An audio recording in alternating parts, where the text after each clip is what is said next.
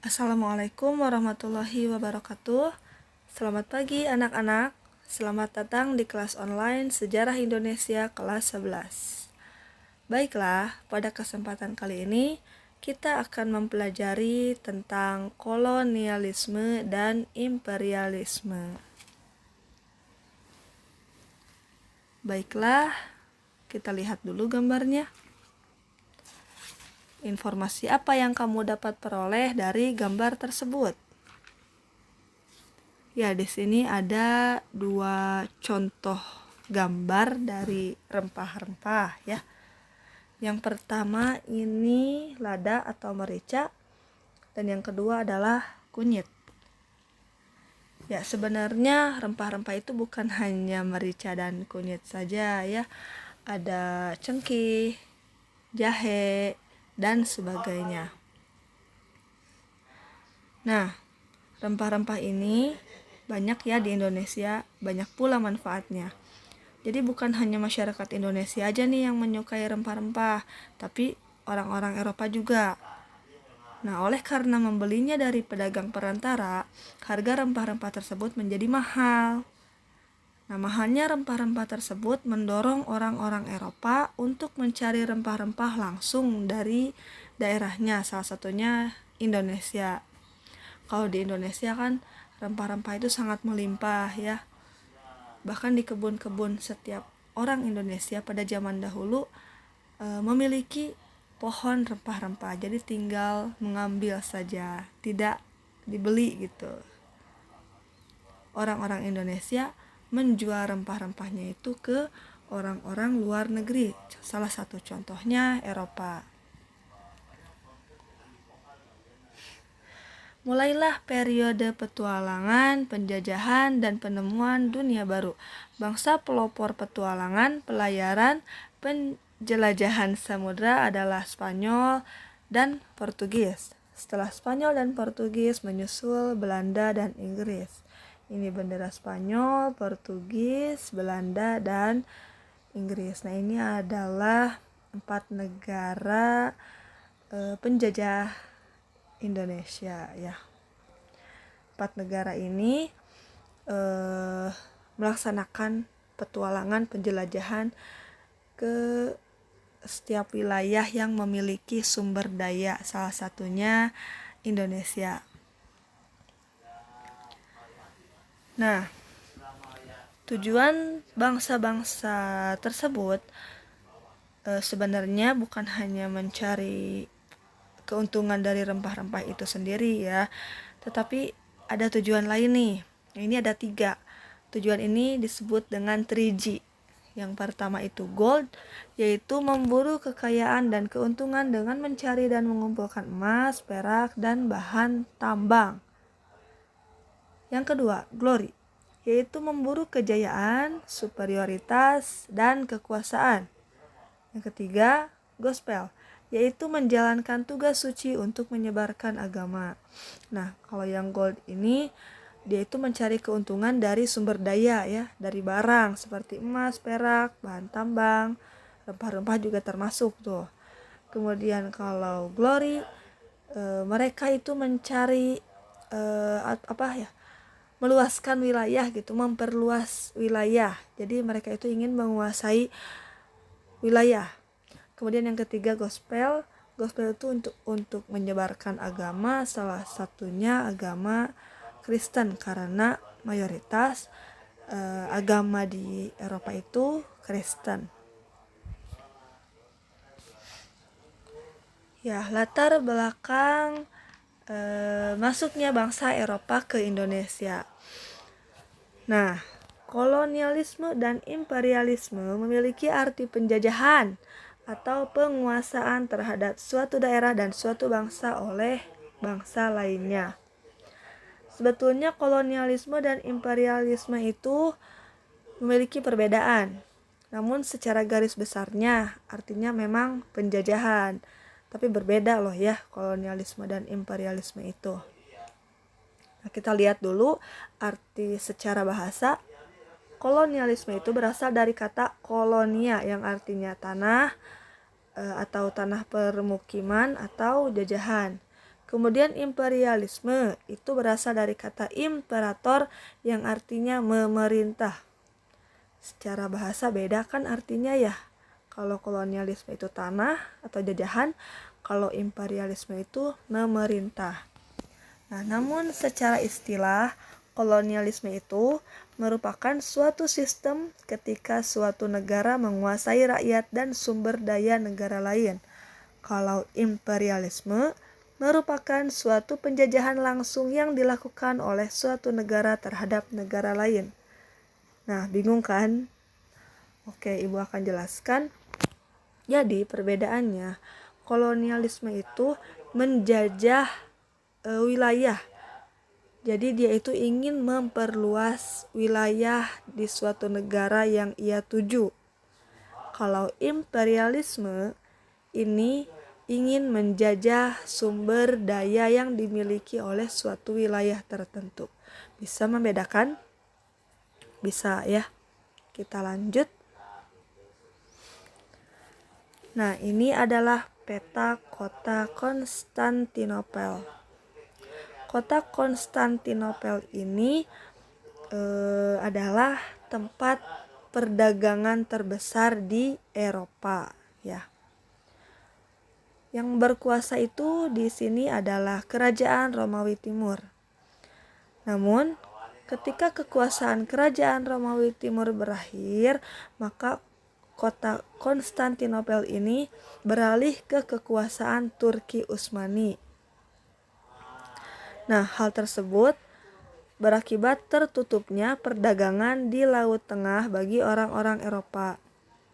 Bangsa Turki menjalankan politik yang mempersulit pedagang Eropa beroperasi di daerah kekuasaan bangsa Turki. Jadi orang-orang Eropa menjadi tidak bisa masuk ke kota Konstantinopel ini karena memang sudah ditutup oleh Turki Utsmani, oleh kekuasaan Turki Utsmani. Nah, dikarenakan kota Konstantinopel ini ditutup, maka bangsa Eropa perekonomiannya menjadi surut. Nah, maka dari itu orang-orang bangsa-bangsa Eropa ini mencari cara bagaimana agar perekonomiannya kembali naik. Ya. Nah, pelaut-pelaut bangsa Eropa pada akhir abad ke-15 Masehi dan pada permulaan abad ke-16 Masehi berhasil menjelajahi samudra yang luas sampai ke negeri-negeri baru seperti Amerika, Afrika, dan Asia Timur termasuk Indonesia. Nah, jadi bangsa-bangsa Eropa ini melakukan penjelajahan ke negara-negara untuk memperbaiki ekonominya, khususnya dalam bidang perdagangan ya. Nah, berikut adalah faktor-faktor yang mendorong bangsa Eropa mengadakan penjelajahan samudra. Yang pertama, tadi sudah dijelaskan ya, jatuhnya kota Konstantinopel tahun 1453 ke tangan penguasa Turki Utsmani. Ya, ini kan gara-gara jatuhnya kota Konstantinopel, jadi perdagangannya kan ditutup, jadi ekonominya turun. Jadi orang dan bangsa Eropa ini mencari cara agar perekonomiannya itu naik kembali. Kemudian yang kedua, kisah perjalanan Marco Polo ke dunia timur. Jadi kisah perjalanan Marco Polo ini sangat menginspirasi bangsa Eropa agar mereka ikut jejak Marco Polo juga untuk menjelajah dunia. Jadi waktu itu penjelajahan dunia itu adalah suatu aktivitas yang yang viral gitu kan. Kalau zaman sekarang mah yang viral-viral tuh TikTok ya, kemudian goes gitu, naik sepeda. Nah, kalau zaman dulu itu menjelajah dunia gitu, itu tuh adalah aktivitas yang sangat wow gitu ya. Kemudian yang ketiga, penemuan Kopernikus yang didukung oleh Galileo yang menyatakan bumi ini bulat. Jadi selain untuk memperbaiki ekonomi, juga ingin membuktikan bahwa benar gak bumi itu bulat, seperti itu. Bahkan sampai sekarang ya ada dua versi, ada dua perdebatan, bumi itu bulat atau bumi itu datar. Ya sudah, kita tidak akan menjelaskan tentang itu ya. Yang keempat, penemuan kompas. Tahu kan kompas? Nah, jadi bangsa Eropa itu ingin membuktikan kebenaran kompas gitu. Lanjut ya.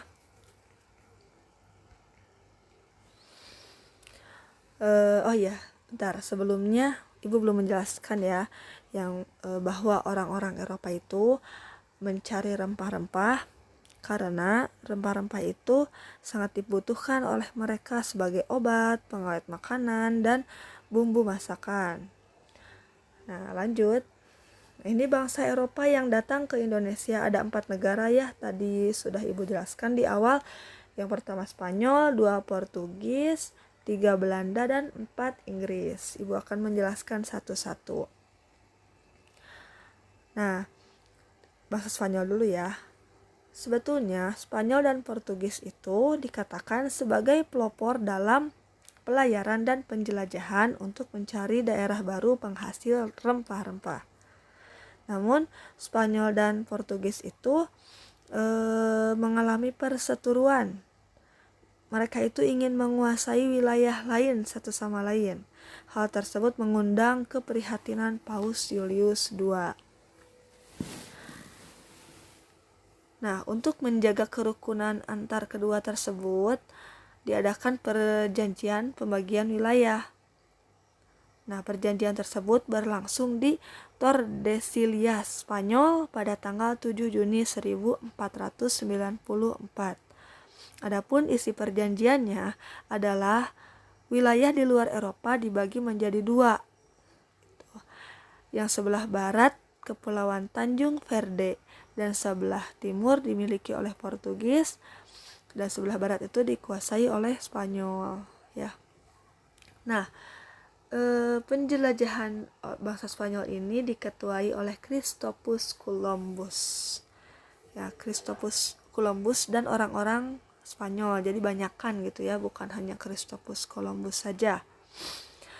Nah, Christopus Columbus ini mengajukan permohonan bantuan kepada Raja Spanyol untuk berlayar mencari sumber rempah-rempah ke dunia timur. Permintaan itu dipenuhi dengan memberikan 3 kapal. Si kapal ini punya nama. Yang pertama namanya Pinta, yang kedua namanya Nina, yang ketiga namanya Maria. Christopus pergi bersama 88 orang pelaut. Ya, yang pertama Christopus itu sampai di Kepulauan Bahama di San Salvador.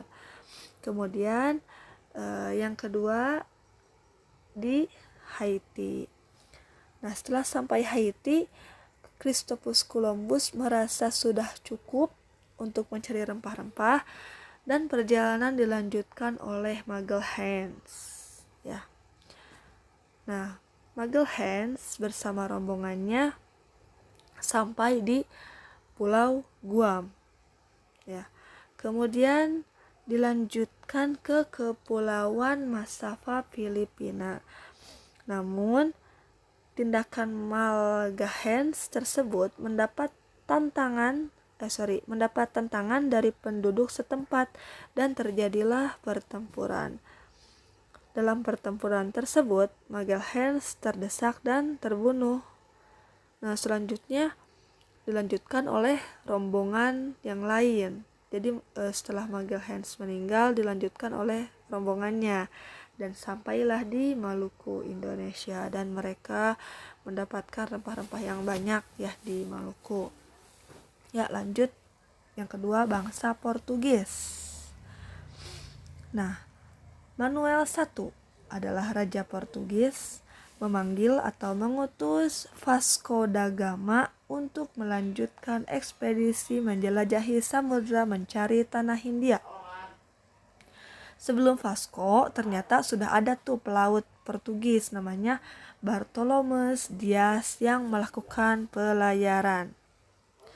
Nah, Bartolomeus Dias ini melakukan pelayaran mencari rempah-rempah di daerah timur dengan menelusuri pantai barat Afrika.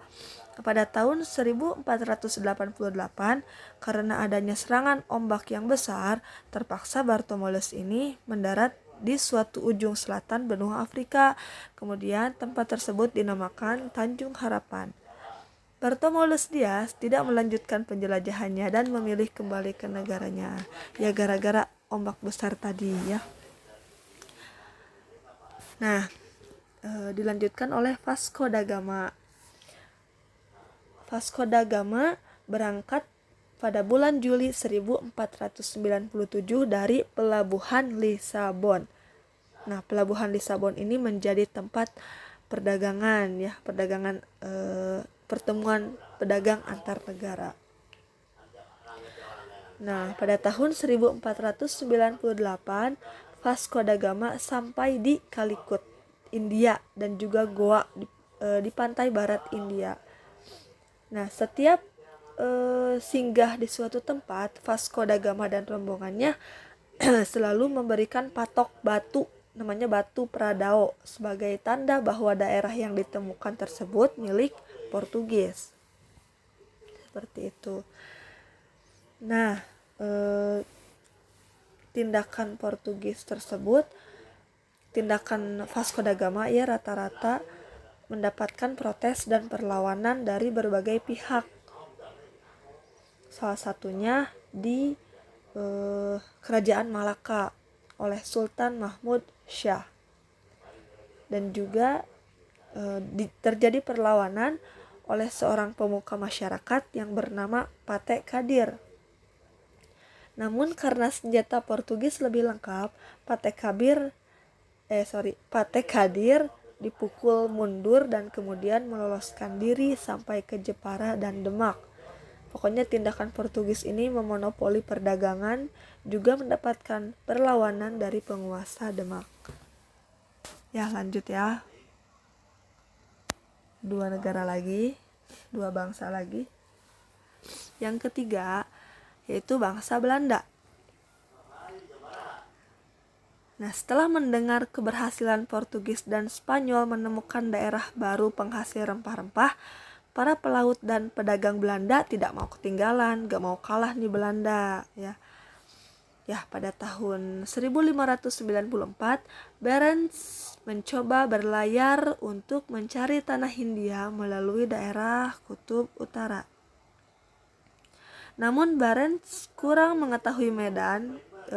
Medan itu maksudnya jalan ya, dia itu tidak tahu jalan gitu. Lalu dia gagal melanjutkan perjalanannya karena kapalnya terjepit es. Barents berhenti di sebuah pulau dan berusaha kembali ke negaranya. Tetapi di perjalanan ia meninggal dunia.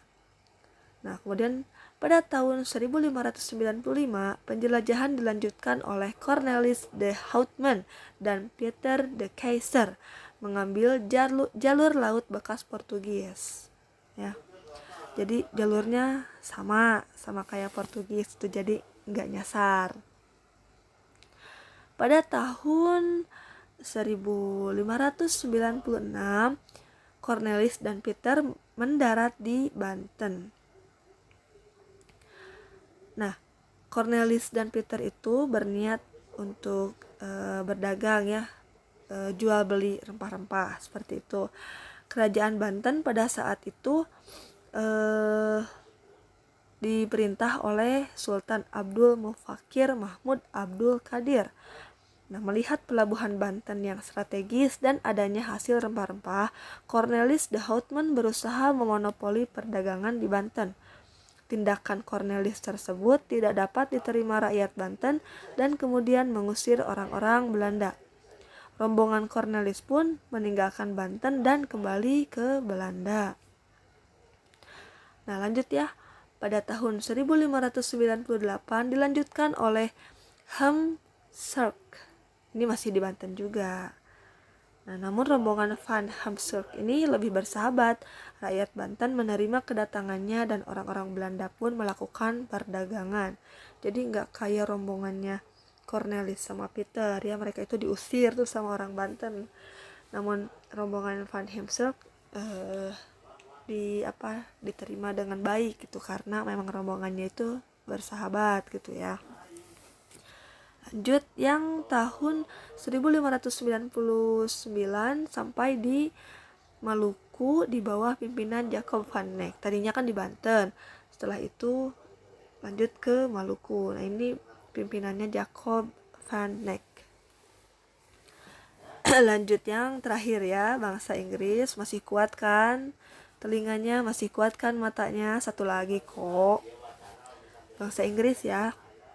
Nah, setelah Portugis berhasil menemukan Maluku, perdagangan rempah-rempah semakin meluas. Dalam waktu singkat, Lisabon berkembang menjadi pusat perdagangan rempah-rempah di Eropa Barat. Lisabon itu sebuah pelabuhan perdagangan ya, yang tadi Ibu sudah jelaskan di Portugis. Nah, biasanya Inggris itu mengadakan perdagangan, mengadakan jual beli di pelabuhan Lisabon. Jadi Inggris itu membeli rempah-rempah harganya tidak terlalu mahal karena sudah ada di Lisabon. Namun tidak lama Inggris itu konflik dengan Portugis. Kemudian Inggris mulai kesulitan untuk mendapatkan rempah-rempah di Lisabon. Oleh karena itu Inggris berusaha mencari sendiri negara penghasil rempah-rempah. Inggris tuh nyari sendiri nih negara yang penghasil rempah-rempah. Jadi dia itu kalau bahasa Sundanya mah pundung gitu. Nyari udah di blacklist sama Portugis gitu. Udah gak bisa lagi beli rempah-rempah di pelabuhan Lisabon. Jadi mau nyari aja negara yang penghasil rempah-rempah gitu, kata Inggris ya. Nah, sejak abad ke-17 Masehi, para pedagang Inggris sudah berdagang sampai daerah India.